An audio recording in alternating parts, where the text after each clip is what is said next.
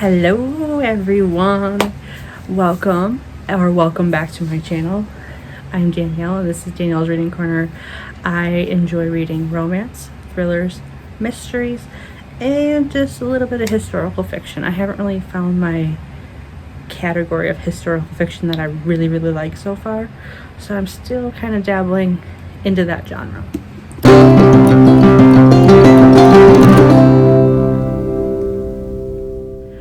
Today we'll be starting a reading vlog for Perfect Match by Jodi PIcoult.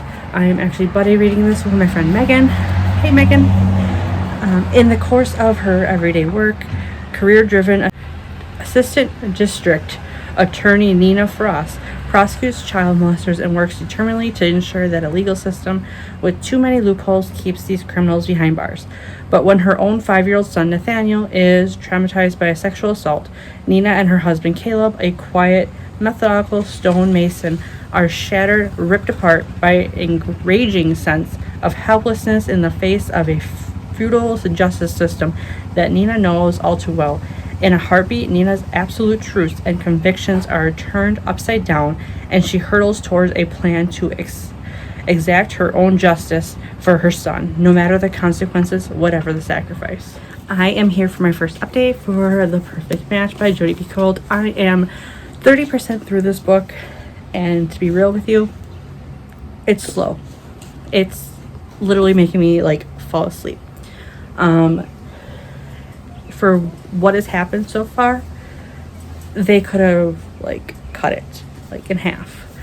And I don't even know how to express my true thoughts on this book because it is such a powerful, touchy subject. Last night when I was reading it or listening to it, I just kept thinking, when am I ever going to rate this book? Because I mean, how do you rate someone's story of such a horrific event?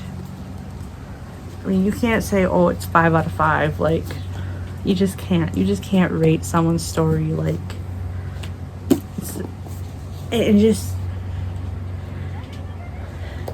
I didn't cry, but I teared up a little bit just because of the situation in this book. Make sure if you are going to read this book, look at the trigger warnings. I can't even fathom what Nina and Caleb are going through. And in one of the parts, Nathaniel is sign languaging what is going on, who hurt him and everything. And ASL, American Sign Language, has such a special place in my heart that I could connect so well with the story. I have one of my very good friends is actually deaf. And so I've always communicated with her through sign language to the best of my ability. But I am trying very hard to get better at it so I can be fluent when I'm talking to her and whatnot.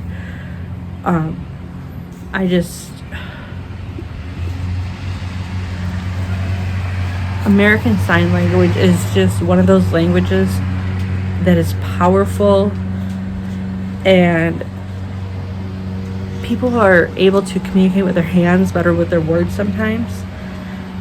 And so the connection between the two is just amazing. Left of the book, I believe. I hope the writing gets better.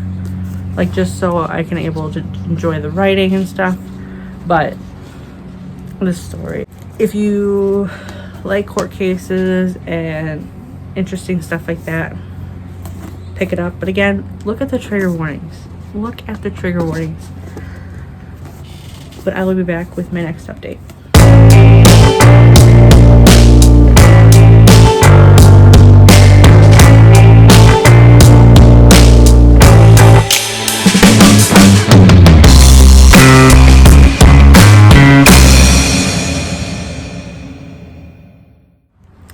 I just have to take a part out of this book because it made me smile.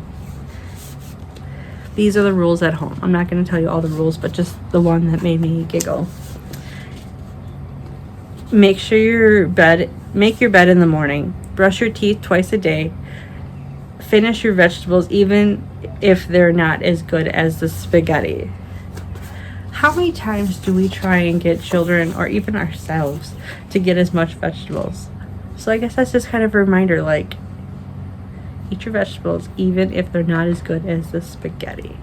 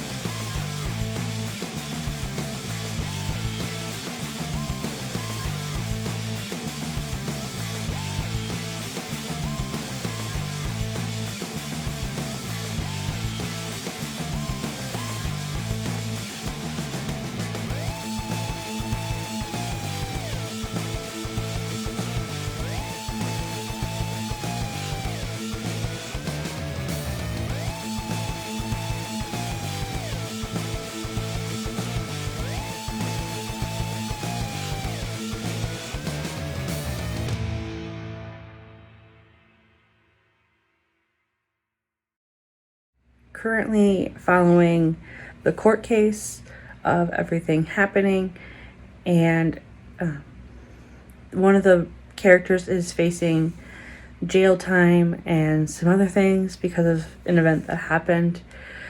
But we're just kind of waiting for it to see what happens. I will be going to my indie bookstore shortly to trade in some books or just take some books there, basically. She's only open so many hours and some other stuff, so I just have to go there quickly, and then I work today. So in the last clip, I was pointing out the huge bag that I took to my indie bookstore yesterday, and I was able to trade in all of them except 2 books she just can't take at this moment. I'm here for a final update for Perfect Match by Jodi PIcoult. The ending, I wasn't expecting the ending. And with that, I think I'm going to rate it 4 out of 5 stars. I mean, it was a good story considering the topic and everything. It was a powerful topic. But 4 out of 5 stars, and I am going to finish the Jodi PIcoult books that I have on my shelf, but I don't know if I will pick her up in the future. I haven't really found a book that I really enjoyed by her all the way around. Thank you for watching, and see you in the next one. Bye!